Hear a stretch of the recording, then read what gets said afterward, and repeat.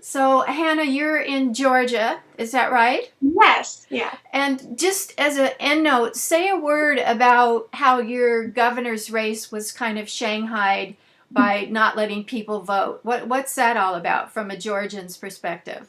Yeah, that was really devastating. I actually volunteered for Stacey Abrams, who's the Democratic nominee in Georgia. And I actually was in Ohio when the election was going on. And I'm not even of voting age yet, but I still wanted to do my part and support as much as I could. Um, and I was just looking online.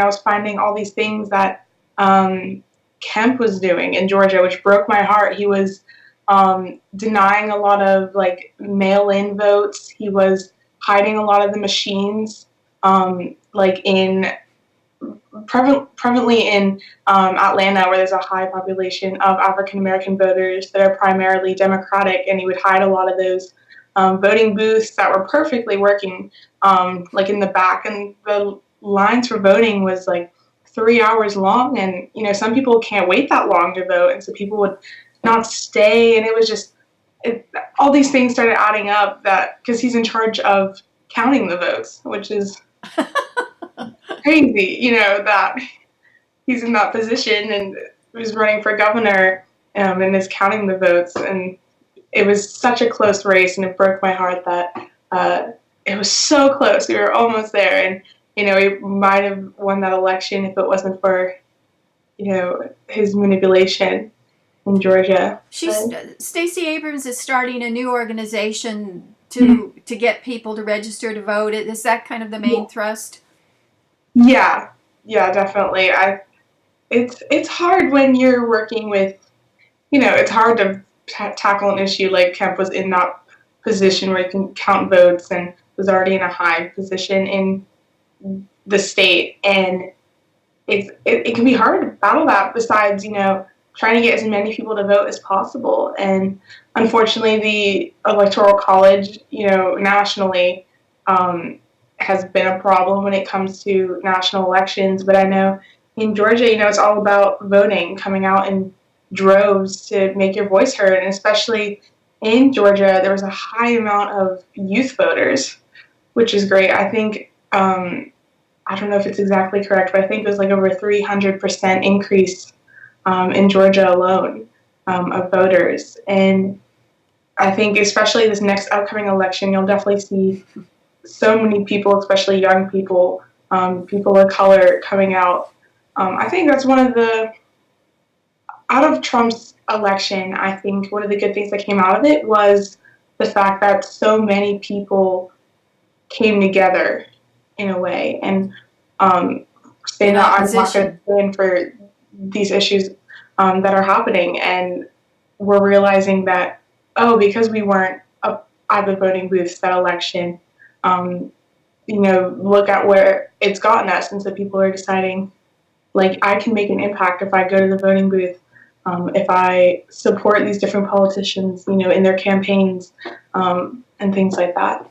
Yeah, traditionally the youth vote has been the lowest and the Mm-hmm. older people the highest. But I Mm-hmm. think since Obama, it's been starting to kind of introduce you to people. What was your birth order? What's your astrological sign? 3 words to describe yourself. Yeah, so I'm firstborn. I have a younger brother, and he's 9 years old. I'm a Libra, and um, 3 words to describe me. That's always, I know, I always struggle with that. I would say I'm pretty social. Like, I like talking to people. I like getting to know people. Um, I think for most teenagers, they're more like antisocial. I love like meeting people and going out and getting to hear other people's stories. I find that so interesting. Um, I'm I like to consider myself kind and compassionate. I try, to help others where I can, help out where needed, whether it's volunteering or, just doing little random acts of kindness wherever possible. Um, and I'd say I'm pretty upbeat. Like I try to visually like be happy when I can be because life's too short to I mean, everyone has their moments or having bad days, but especially especially when you're like in this field and you see, like our Facebook and social media pages are all filled with, terrible news, and you turn on the TV and you see everything happening in the world, and it can seem so overwhelming and very depressing. And I try my best to be upbeat and happy, and try and make the best out of life. Yeah. So you're 17 now? Yes, I turned 17 in October. What was there about your family upbringing, your parents or who raised you, that kind of encouraged and supported you, I am assuming, in your Yeah. activism? Yeah, so I was really lucky to be born with very supportive parents that they kind of helped me. They really led me to become the person that I am today and get involved in the activism that I do. I, from a young age, was taught to show love and compassion towards others and to the planet and to the beautiful creatures we share our planet with. And I love, my story starts actually in my garden. I loved to garden. And when I was in kindergarten, none of my other classmates, really, they either didn't have a garden or never really got to garden, didn't get to appreciate it. And I just thought that was so crazy. I was I love gardening. Why is nobody else why is nobody else loving to garden too? And so um, I asked my mom if I can give my classmates tomato plants so that they can start their organic garden, or at least, get more involved in their garden. And I think my mom was a little hesitant at first and was like, "You want to give your classmates tomato plants?" And I was like, "Yeah." And so she decided to, instead of buying the tomato plants, like the grown ones, she decided to buy me like seeds and like some trays and some soil. And she kind of like tested me because she wasn't sure if like this was just like a phase or something that I would get over. She wanted me to grow these tomato plants from seeds to see if like I actually wanted to do this. And so I did. I actually kept them in my laundry room because we had a big window there, and I watered and took care of these tomato seeds for months.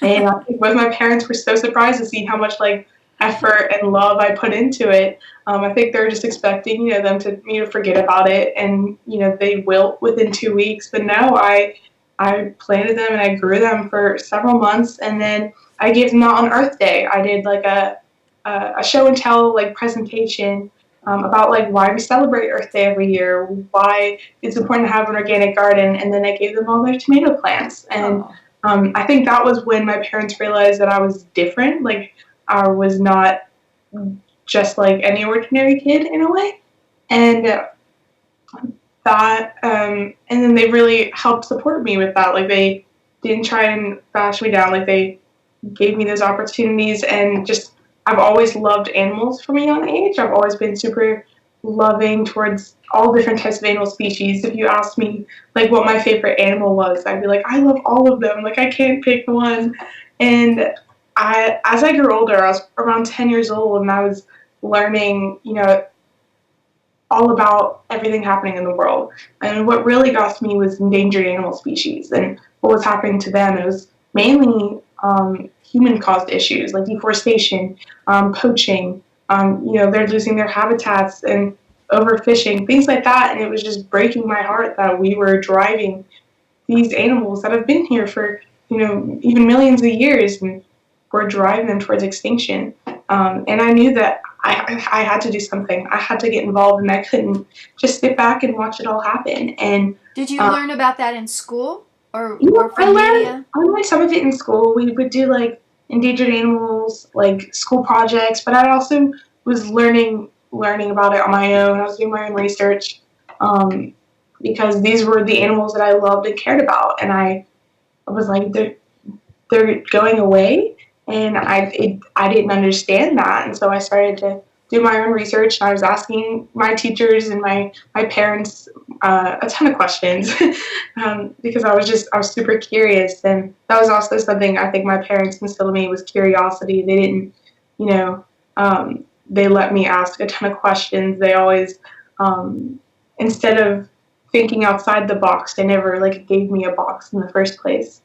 And so since then, I was like volunteering and work. I would find like organizations that were working on campaigns, and I would help them out. I'd raise money, collect items, and try and do as much as I could, just as a 10-year old. And then from that, I started learning from endangered species, learning more about issues like plastic pollution and climate change because of its impact on these different animal species. And from there, I knew that I had to speak up.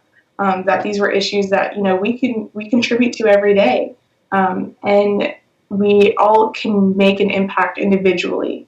And if we all make our individual impacts, then collectively we make such a huge change. And so since that day, I've been speaking up. And I actually founded the organization Hannah for Change to do that, so I can have a platform, so I can still help endangered animal species, but also focus on issues like plastic pollution and climate change, and also youth empowerment and girl empowerment.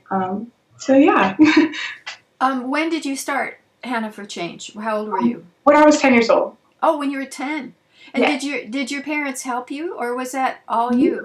No, so they helped me for sure. I think like I was still starting out. This is a little bit after I started.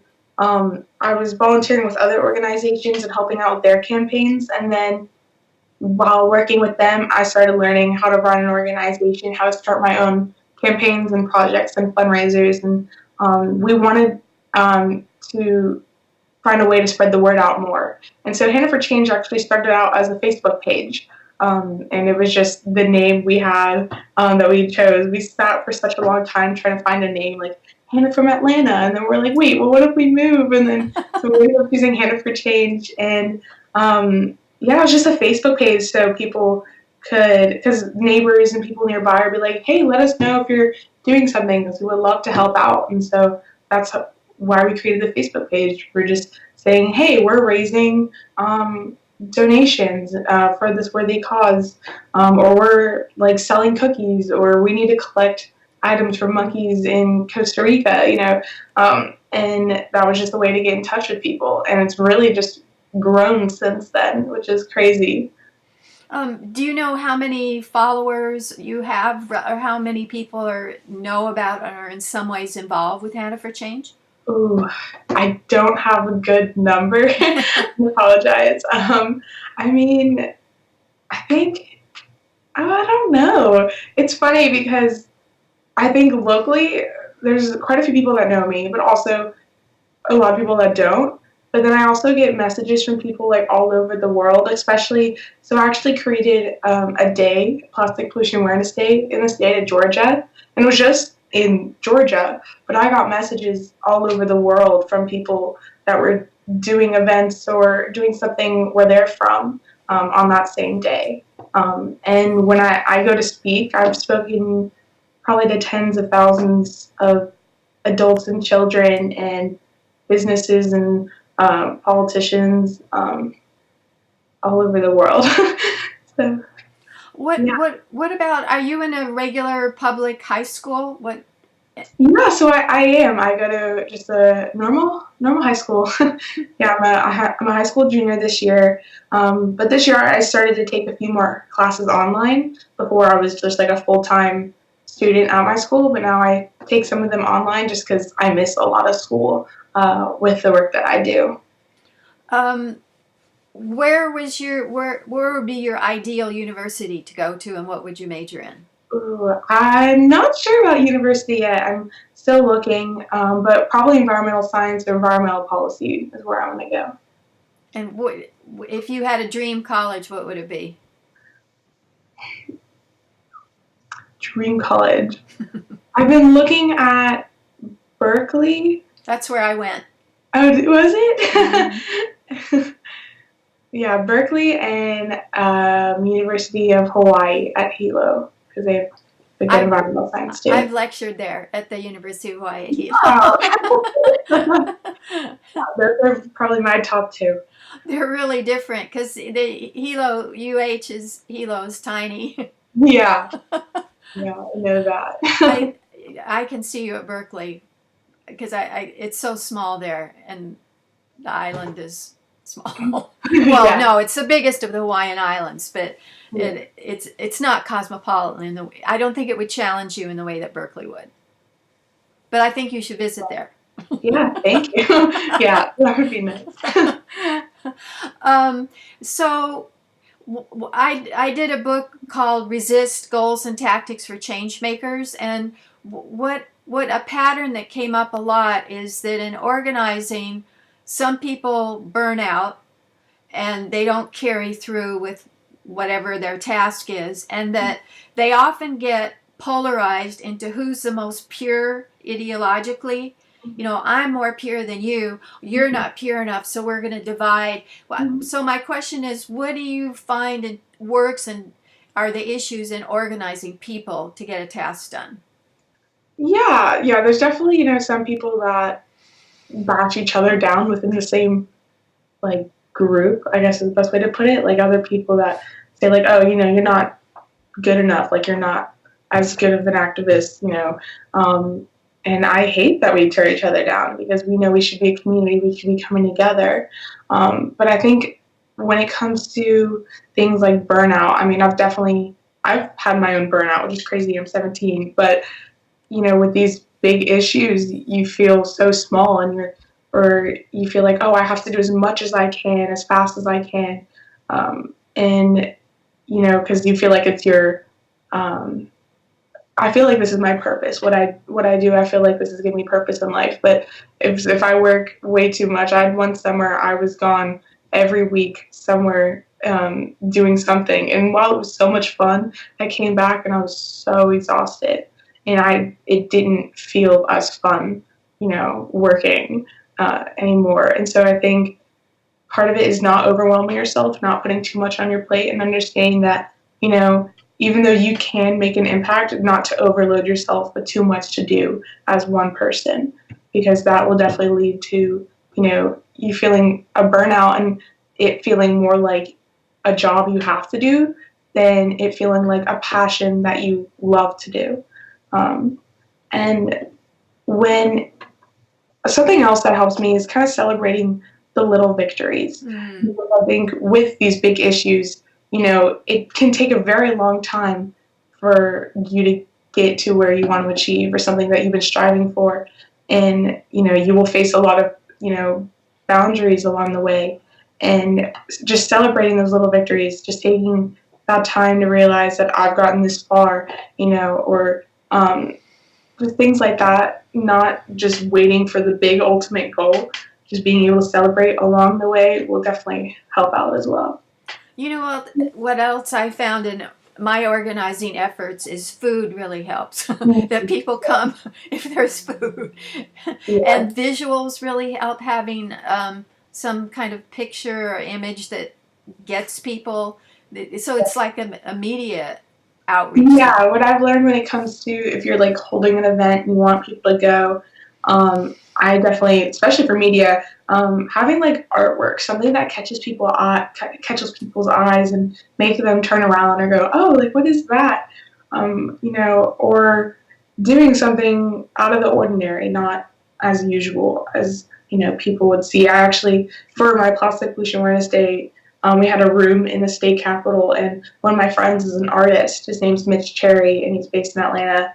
And he made these really cool art pieces out of plastic. Like we had some of our other friends, they dressed up as plastic mermaids, so he made like the tails for them. And so they were standing outside the room handing out like flyers as plastic mermaids, and they had like makeup on, and everyone was like, whoa, like what is this? And we're walking in the room because they were just like in awe of like all this stuff. And we try and do as much as you can to really get as much attention as possible, which everyone wants, especially with these big issues. You want as much attention and awareness as possible. So the more creative you get with it, the more fun and you get with it, the more people will definitely show up. And also just trying to, if you're holding like an event at a certain space, try and what I did when I first started out, I put posters locally everywhere and put it in like newspaper ads, and I reached out to the media And, a ton of people found out through that, which was really, really helpful. You wrote press releases for Yeah, the, well, yeah. my dad did. Because I do that now, but when I first started, I didn't really know what a press release was. But Sure. yeah, we did press releases for like local stations and things like that. What would be really great is if you would send me some pictures like the mermaids to put on the website, and then people can see. Um, I wonder if there's a way to show it now. Let me see. Let me see if I can find the picture. First off, I know I have pictures, but this was a couple years ago. So let me see. I'll pull it Well, up while we're okay. talking. While you're looking, do you ever find that there's jealousy? Like, oh, Hannah gets to go travel around the world, and Hannah thinks that she's doing this, blah blah blah. Hannah, is that ever an issue? Um, I'm not sure. I think if there is, I don't really see it, at least. Like, I don't know about it. There might be some behind my back, I'm sure. But I've definitely had people be like, "Oh, you're so lucky that you get to do this or get to go there or meet so and so." And at the end of the day, it's not luck, really. All of us work really hard to get to where we are, to do the stuff that we do. I mean, it's great that I got to go to where I get to go and meet certain people, but it's not just because I was lucky. It's because I worked Done the really work, hard and been able to do a lot of the stuff that I've done is because I've worked hard. right? Yeah.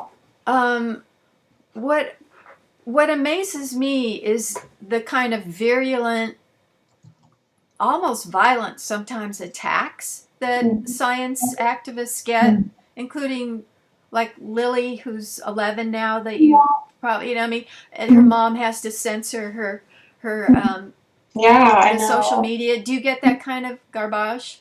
I've been pretty fortunate that I haven't. I mean, Oh, good. I'll get like some online comments every now and then. I mean, I did my CNN video, and I think that was my first real experience with a lot of negative comments. Like, I might get one every now and then. But I remember the video came out on YouTube, and me and my dad were like watching it, and we're like, "Ooh, 20 comments!" And we were like reading through it, and we were like, "Oh, like that was not what we were expecting at all." The gist of the comment seems to be, oh, these girls are just being used by adults. It's not really Yeah. them. They're just pawns in the hands of these. Is that kind of the gist of the opposition? Yeah, things like that. Yeah, basically, or like trying to attack like me, or yeah, attacking my parents, or trying to discredit the work that I do. But I've been pretty lucky. I haven't gotten anything super super bad. Like I've definitely had friends that the FBI had to get involved. They've gotten like death threats, and I've been pretty fortunate that it hasn't gotten to that point. Wow, that's amazing. What do you personally do? I mean, when you see plastic pollution, do you compulsively pick it up? Whenever you see it, or Yes, I think my friends are probably like, "Ugh, there she goes again." Like we'll be like, I'll be out with friends and I'll be like, I'll pick up stuff and they're like, "Really, Hannah?" I'm like, "I'm sorry, like I have to." do you But carry a little bag with you? A little yeah, I take the little like collapsible like bag. Like I don't really use any single use plastics, um, and my whole family really doesn't. I'm a vegan, so I'm on a plant based diet, and I'm actually doing a really cool campaign, which is coming out December 1st, which I think is really cool. So I don't know if you've heard of the campaign $1 Million Vegan before, but what they did last year, wait, $1 million for what? $1 Million Vegan, Oh, and it was a campaign they ran last year and earlier this year. And what they did is there's a young girl named Genesis Butler, and she's 12 years old now. And with this whole case, she was like the face of it. And for this campaign, she tried to convince the Pope to go vegan for Lent. As you have to give up something, and if he did, they'd offer him $1 million to donate to any charity of his choice. And so they ran this whole campaign. It was really big, especially like in Europe and Italy. I think they had over like 1,000 articles written on it. And they got to meet with some people at the Vatican, but he ended up declining it, unfortunately. How could he decline that? No, I think everyone was really shocked, but I think what I was thinking of the reason he declined it is like if he accepted it, what would he have to accept like later on, like down the line? Like if someone was like, "Hey, if you do this, I'll give you X amount of money to donate." I was thinking, in the long run, like even though this is, for a good cause in the long run, what does that mean? Like if more things come up. So yeah, but now they're doing another campaign. It comes out December 1st, and I'm actually part of it. And there's 9 other kids, and it's the same idea, but we're doing somebody different. And comes out December 1st. So who's that? I cannot tell you, unfortunately. Just tell me what nationality the person is, the famous person. It's American. Okay. Yes, it is. This one's in America. But yeah, so what's really neat is there's 10 kids this time around, and we're all of different ages. I'm actually the oldest, and we're all talking about like different aspects of it, because like there's a lot of aspects when it comes to like a plant-based diet, like health, animals, the environment. And so I actually have a video on climate change and how how that connects to the food we eat, and then I did another video on the health aspect of it. And so I'm pretty excited for this campaign to come out. But yeah, do you know if your famous person accepted? No, he doesn't even know about this campaign until it comes out December 1st. Okay. They don't know anything yet. But we're kind of just like in the, I guess, like pre-production phases of it, and we're kind of throwing out like hints on social media, like who it could be, and like on $1 Million Vegans page, like we have a countdown going down, so I think we're on our 6 days until December 1st. Where does the $1 million come from? So there's a $1 Million Vegan Trust, and so they accept donations from like individuals and other like groups, and so that's where the $1 million comes from. And I mean, when the Pope didn't accept the last $1 million, it just rolled over into this one. So, how fun! Is Jennifer Butler? What is she American? Yeah, Genesis is American. Yeah, she's in California. I interviewed a man who lives in Central America, and he said, you really shouldn't think that American just applies to the U.S. So I have to be careful about that. And no, that's a good point. Yeah, because they're Central Americans. Yeah. So you've worked with businesses like with Starbucks to have recyclable cups. Did you initiate that yourself, or why did you pick Starbucks, and did they listen to you, and how did you do it? Yeah, so I actually didn't initiate that one. That one, there was a coalition of people that I was a part of, and we were on like conference calls and talking about like we want to focus on Starbucks on this issue, because I mean they're the number one like coffee companies, especially in America. It's very prevalent, but their paper cups are lined with plastic on the inside, so it makes it impossible to recycle because of the mixed materials. It makes it impossible to compost, and takes a very long time for it to break down in a landfill. And it's like worse than plastic, because like you have the potential to recycle plastics, but they, because they're paper cups and they have recycling bins in their like cafes, they make people think, oh, like I can recycle this, but they actually tracked those paper cups that they put in the recycling bin, and they just end up in the landfill. Yeah.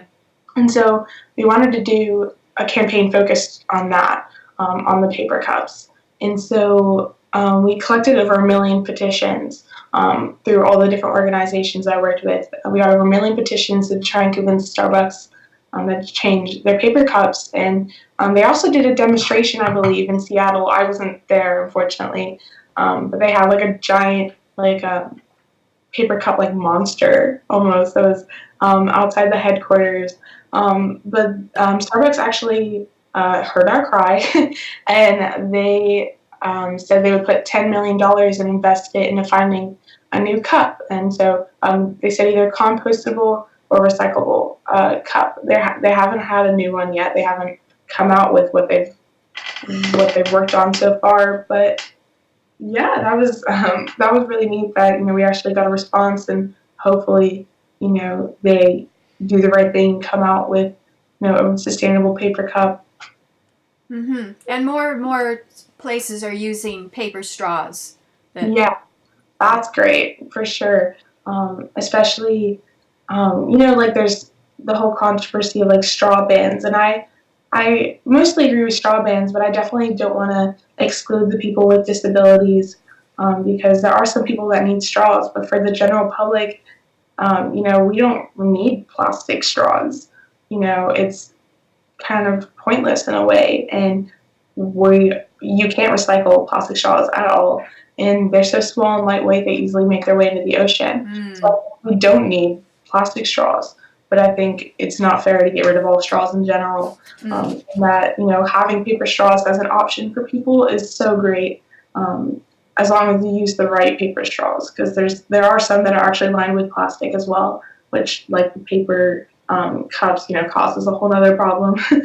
Well, But people are using bamboo because it's easy to grow and then it can be recycled, and it's pretty. it is pretty. Yeah, I have some bamboo straws and I like them. Oh, I found the mermaid picture. Oh, good.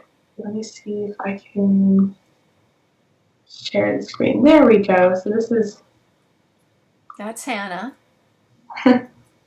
ooh, that's loading. Yep. So these are that's Miss Cherry's the artist, and these are three of our friends, and they're wearing. Oh wait, I don't see it, Hannah. Oh, you can't see No, it. all I see is you. A Oh, little picture of you with long hair in front. you can't see it, huh? Hold on. Hmm. That's so weird. I don't know why it's doing that. Huh.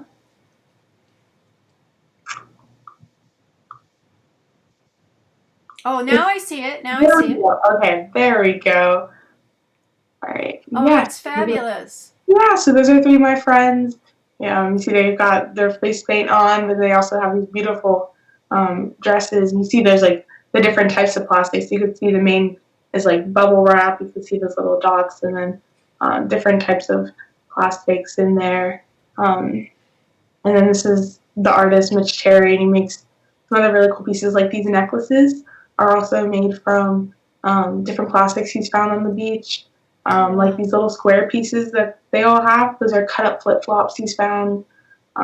Different, those are like like roll on deodorants and perfumes, like those balls, that's what those are. Oh. So, yeah, so, we had these mermaids standing outside the room, and they were getting a ton of attention because, I remember I actually went into the bathroom and I overheard a conversation from other people, and they were like, "It looks like a circus out there. It's crazy, but it's so cool." I like it was really neat. They didn't look like teenagers. No. Yeah, they're not my age. They're some of our my adult friends, some family friends. Got it. That my friends, I actually had school that day, so I was skipping school for that. So I couldn't get many friends to come with me, but I don't see you if you can get your I'm screen. trying to fix it. Hold on, let's see. Thank you for the mermaids. That was fun. Of course. Let me see why it won't let me put my face back on. There you go. Okay, There perfect. I want to do more about some of your programs, but I wanted to ask you, why do you think that your generation is so active? It's fairly unusual historically for 10-year-olds to be starting organizations, and you're not the only one. And then I also would like to know why you think girls and young women are in the forefront and not boys and young men? That is a good question. So there's actually something I'd like to refer to back in history was the Children's Crusade during the segregation period. Sorry, when there was still a lot of segregation here in America, there was a group of students that were skipping school and protesting out in the streets in Alabama. And this was back when kind of it looked like we lost the fight. Like it looked like we were just gonna have segregation forever in America. But these children in these segregated schools were just sick and tired of it, and so they skipped school, and thousands of them came out in Alabama just to roam the streets. And the police came out and were bringing out like dogs to attack them. They're spraying them with fire hoses, and all these people, I think it was being like pictures, and they were just being shown all over America, and people from all over were like, oh my gosh, like these people are like abusing children that are, like this is not okay. And this is when so many people all over the world realize that we're not going to stand for this anymore. And that alone, just those thousands of kids that came together, led to, desegregation of America. And kids, even like in history, can make a difference. But I definitely believe that kids of any age, anybody of any age, can make a difference. But yes, definitely recently, there's been a lot of kids, especially just youth, realizing that their position in society is not just go to school and then when you're an adult, then you can change the world. And But why do you think that is? Why do they have that confidence that other generations didn't have or didn't have the concept? I think part of it is the technology we have today, the way we can easily have access to the whole world. In a way, like at our fingertips, we can have so many resources. And I think also there's a lot now, especially youth role models as well. Like you see the children from March from Our Lives, you see so many other youth activists and other kids saying, hey, I could do that. And so now, even more than ever, there's even more kids getting involved. But definitely when I first started out, I felt fairly alone. I mean, there were a few other youth activists, but not around me. And I felt like I was the only person really, trying to do something of my age. And I was really just an activist before, like a youth activist before that was really a thing, before there was a name on it, before it was kind of common, and because that was just what I love to do.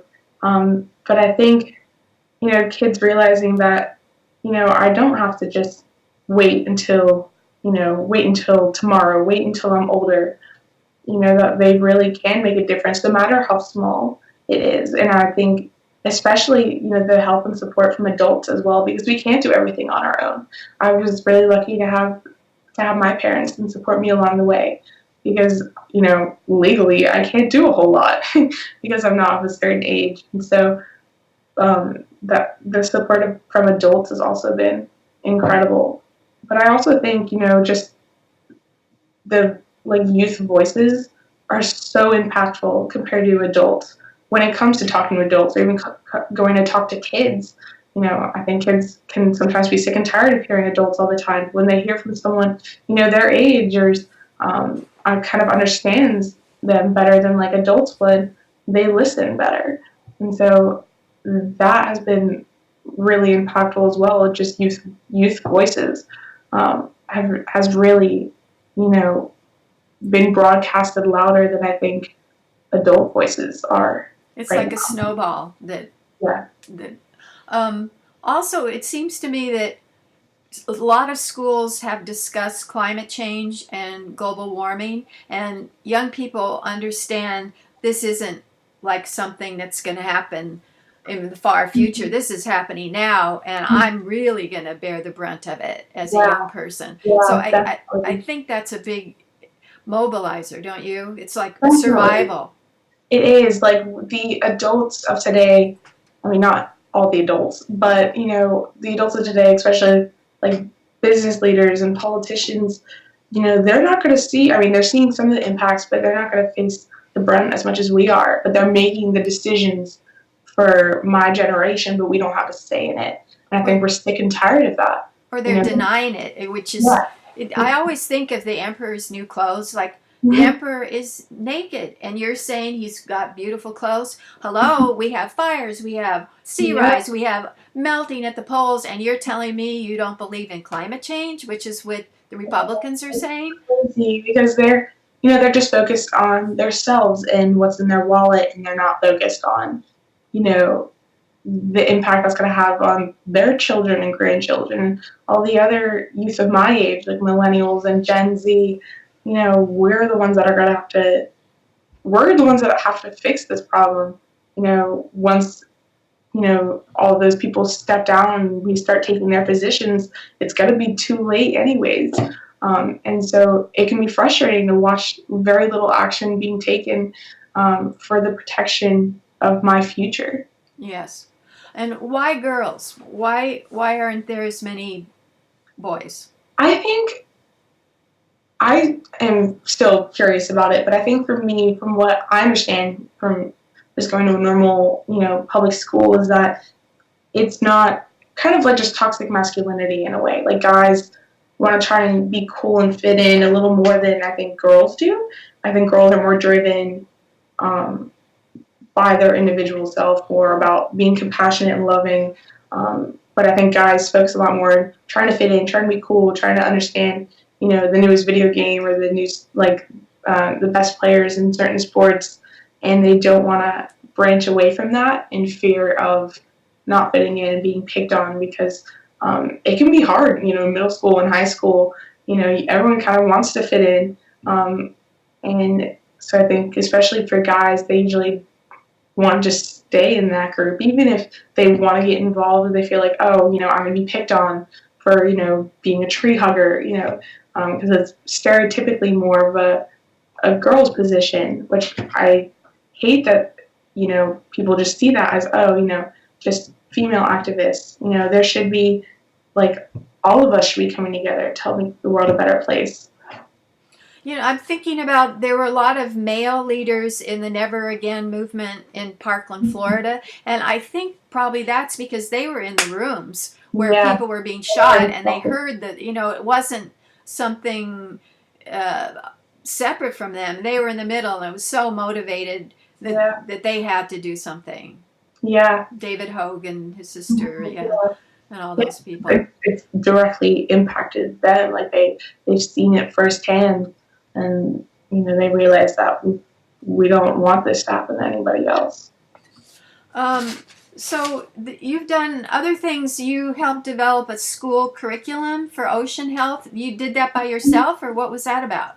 So there's a group called Students Rebuild, and they actually do a curriculum, like a school curriculum, every year with a different theme, a different like global issue. And so this year they decided to do like ocean health, like an ocean conservation, and they wanted to focus on two different aspects of it. So they so I was a part of it as well as another young girl, and they wanted the aspect of living right by the ocean. She lives, I don't remember where she lives, but she is on an island, and she, the beach is her life.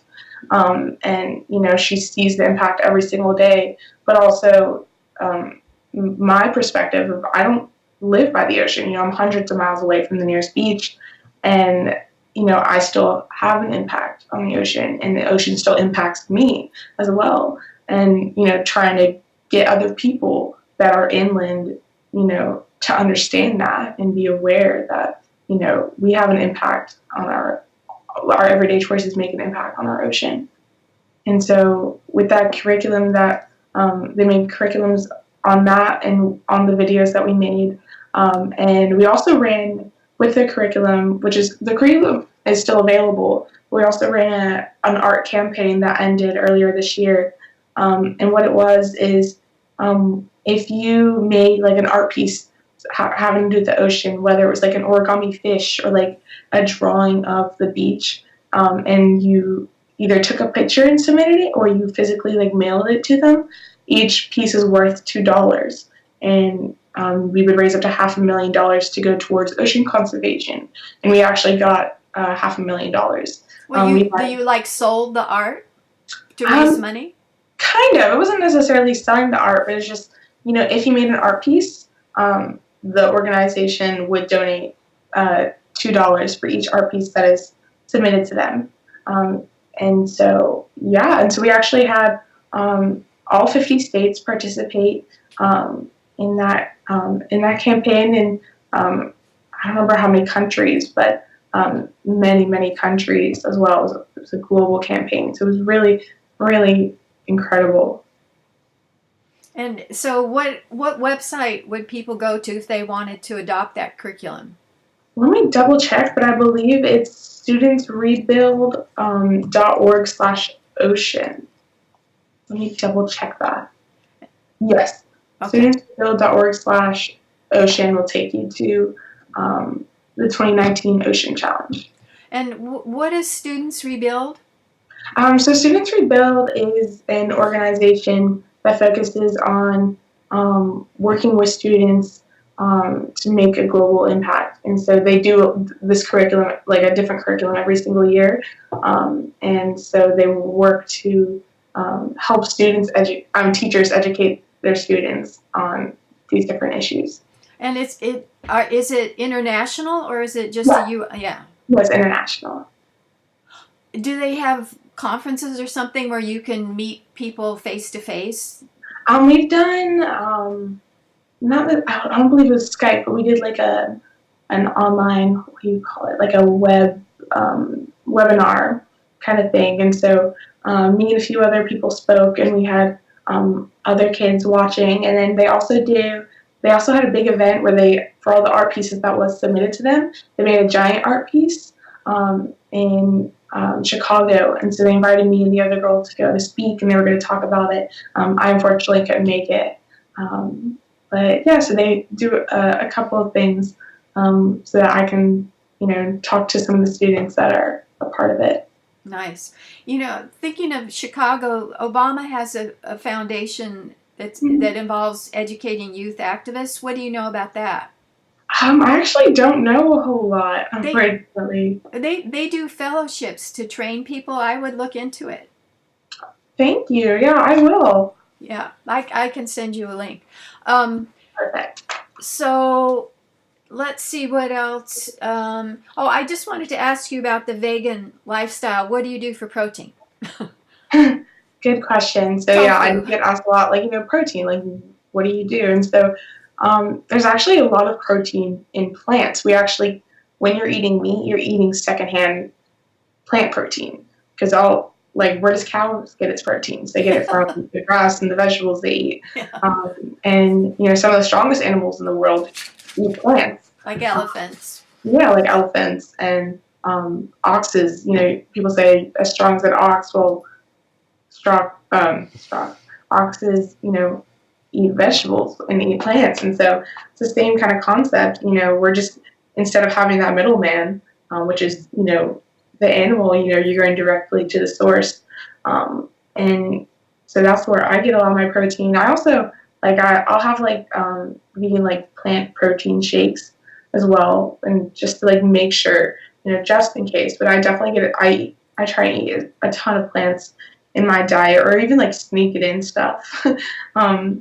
And yeah, so that's where I really get my protein. But I've been a vegan for over a year, and I've really enjoyed it. I've been probably vegetarian since I was 7 or 8, so I haven't eaten meat in a very long time.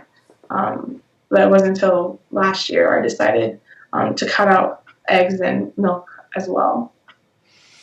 You should do a little ebook about Hannah's vegan recipes. Yeah, I would love to. Actually, one of my friends is coming out with a vegan cookbook this spring, and I'm actually in her book as well. And so it's called Living Lively, and she's another youth activist. She's about to be, I think she's almost 19, but her book's coming out soon with a ton of vegan recipes. She's such a good cook. I'm an amateur cook. I really started cooking a lot when I became vegan, because when I first started, I was the only vegan in my house. I mean, the rest of my family wasn't even vegetarian yet. I was vegetarian on my own for those many years. And then I was vegan and they were still eating like chicken. And so, I had to learn more about cooking. And so, I mean, I love to cook, especially now, but I wouldn't say I'm the best cook. And do they eat your food too? Your family? Oh, you cut out. I'm sorry. Can you repeat the Oh, question? do your family eat your what you cook, your vegan food? Yeah, yeah, yeah. So my mom is vegan now. Well, she's veganish. She's like almost there. Just gotta cut Veganish. out. We don't eat. We don't have any milk in the house. Like we have almond milk and oat milk. We don't bring any meat into the house. So occasionally, my brother and my dad might go out and get like if they're at a restaurant, might get like chicken. We don't eat any beef. We've never had any pork religiously, and my mom's vegetarian fully and veganish. We like to call it plant rich. um, but yes, they love a lot of the vegan foods that we make. I think we definitely have a lot of vegan meals just at our house, like for dinner, and our Thanksgiving is going to be fully vegan. So they definitely they enjoy it. They like I mean, from what I learned from being vegan is that you really don't miss anything because you can make anything vegan, like especially if you can cook it at home. But like all my favorite foods, I can make a vegan version of it. Like I just made vegan cinnamon rolls yesterday, and like my whole family ate like a ton of them. I only had one. I was so mad, but they ate like all of them. So I'm gonna have to make more. But Oh, that's great. You said it's a religious issue not eating pork. Jews and Muslims don't eat pork. yeah, yeah. I'm Muslim, so we don't eat any pork. So I've never had pork, but surprisingly, pigs was the reason I went vegan, even though I've never had any pig products.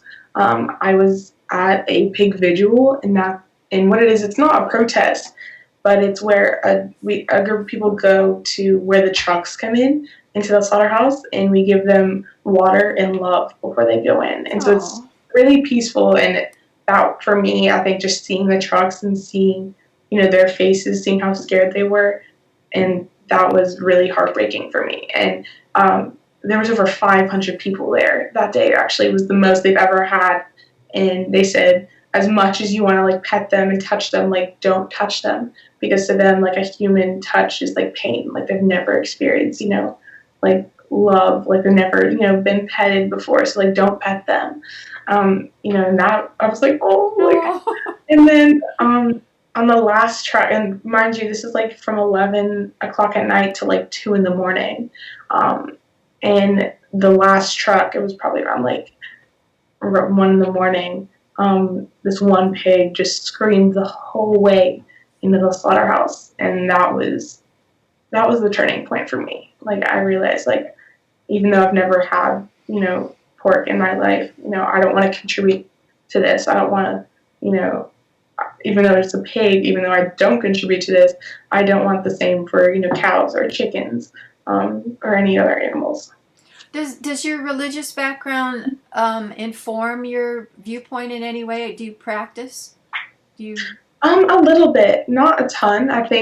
Um, I think my mom grew in a really religious house, and so she's especially moving to America. My dad wasn't Muslim previously, and so we aren't super strong. But I think we do practice it. In terms of prayers, or does your Um, mom wear hijab? I know she doesn't, but my grandmother does. My grandparents are very religious, but we aren't as much. What country do they come from? Your grandparents? Well, they're actually they're in London, but they're actually from an island off of Madagascar called Mauritius. Oh, Mauritius. Mhm. Have you been to visit? I haven't. I would love I to. would too. My mom hasn't been since she was like probably since she was around my age, but she wants to go back for sure. I definitely want to go, but it's very far and it's Yeah. very live. And so, Yeah, that's yeah. true. Well, we're kind of moving all around here, but has feminism influenced your thinking? What's the impact of the women's movement on all these girls who are leaders? Can you repeat the question? Sorry, Yes. I'm trying to think. Yes. How has the women's movement or feminism influenced you, or has it in terms of your leadership? I think it definitely has, for sure. I feel, as I think my mom has definitely instilled that in me too. To be a strong, independent woman, for sure. And I, I think I would not be able to have the opportunities I have if it wasn't for strong women. I've had so many strong women mentors in my life. I've been through a lot and have helped me along the way through my struggles. And I think that also empowers me to continue the work I'm doing. And I definitely dabble in women's rights every now and then. I ended up doing a speech at an all girls school talking about youth empowerment and girl empowerment, which was that was probably one of my favorite speeches for sure, because I think even though it's very prevalent in the media now, and especially some people are like, oh, you're equal, it's not enough. I I think people don't realize it's still a big issue still in America, that in many places all around the world, there's still a lot of work to do. A lot of work. Mm. Um, the when you look around and identify the top youth-led environmental organizations, Sunrise Movement, what would you point to as the most interesting, active, youth-led climate organizations? Hmm.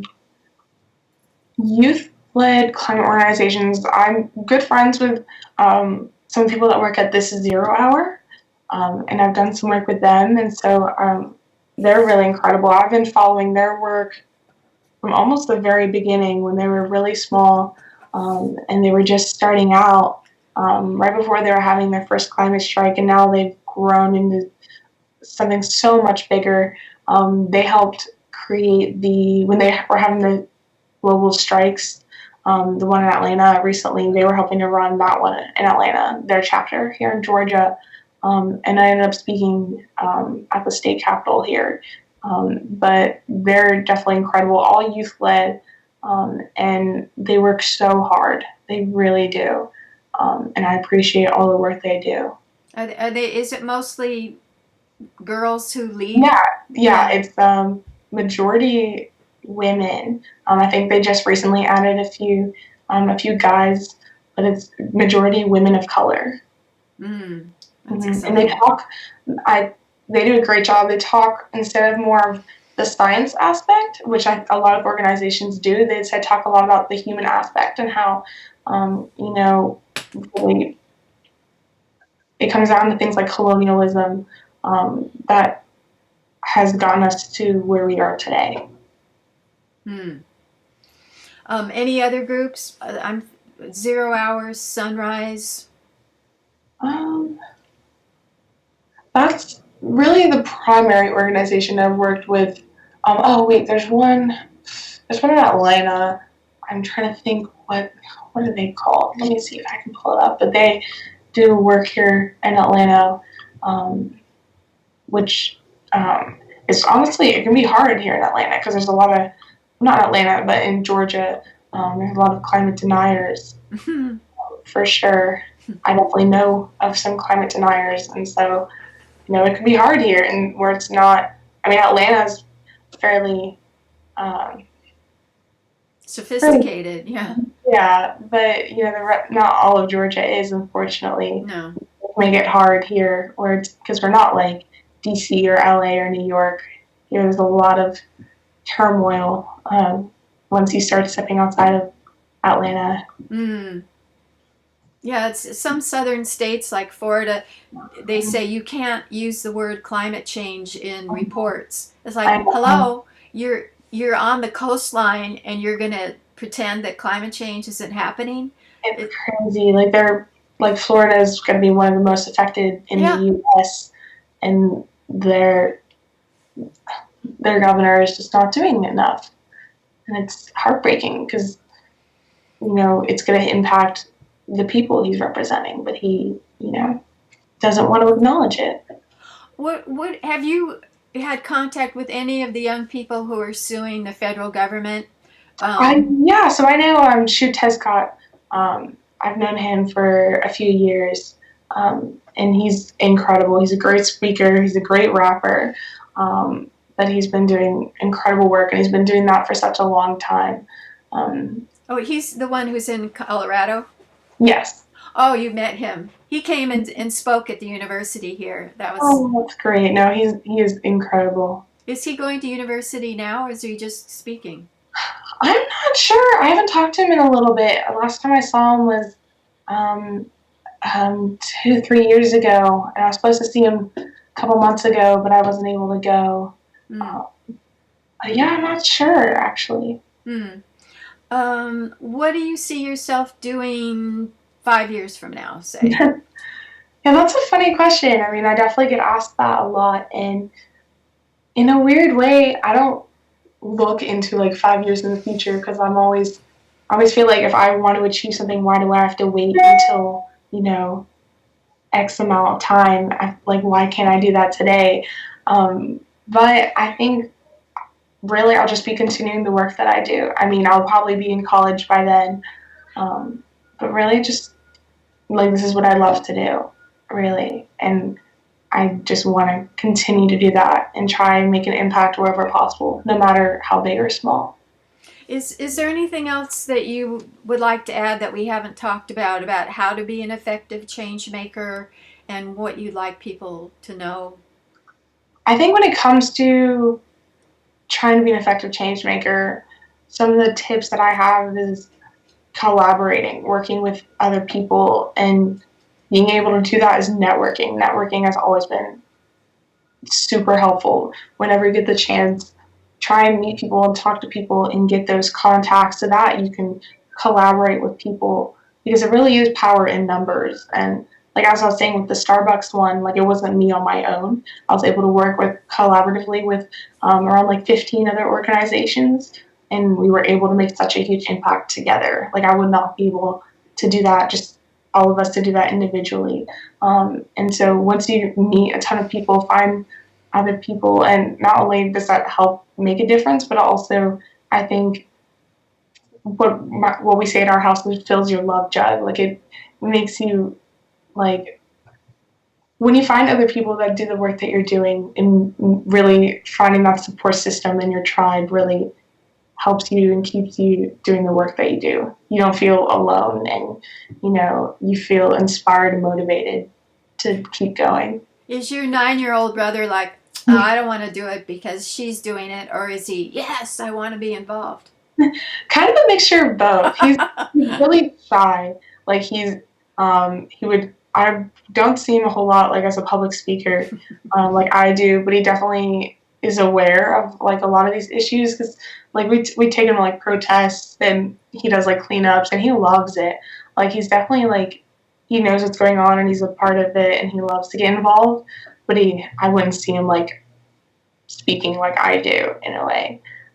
So we'll see. We'll see if he if he grows up and decides if he wants to keep doing that. Yeah. One of the scientists I interviewed for my Visionary Scientist book hated to public speak, and he didn't want to be the valedictorian in his high school, so he took public speaking class and drama, so it would drop his grade point average down. And now he loves to public speak, and he's very Yeah. natural and does talks all the time. So one that can change. Yeah, it definitely can change. I mean, I definitely didn't like public speaking at first. I think most people don't like public speaking. It wasn't something that I was like, I woke up one day and I was like, I love to speak. Like, I'm so terrified to do it every day. But I think it comes down to, continuing the work that you're doing and spreading the word and the message and trying to inspire other people. Um, And I mean, the more you practice and the more you do it, the better you get, the better you'll handle the nerves. Like I get nervous every time I get up, get onto a podium. Um, but I think over time I've learned like how to handle those nerves. How do you And handle it? Because that's an important part of being an activist. yeah, I mean, um, in a weird way, like I think everyone kind of handles it differently. One thing is I try and shake it out. Like I try, like if I'm backstage, I'll just like shake my hands and my legs out, try and get a lot of that like adrenaline. And then I fiddle with my hair a lot, like beforehand. Like my mom can tell if I'm really nervous. I'll be like playing with my hair, like twirling it, like I'm just.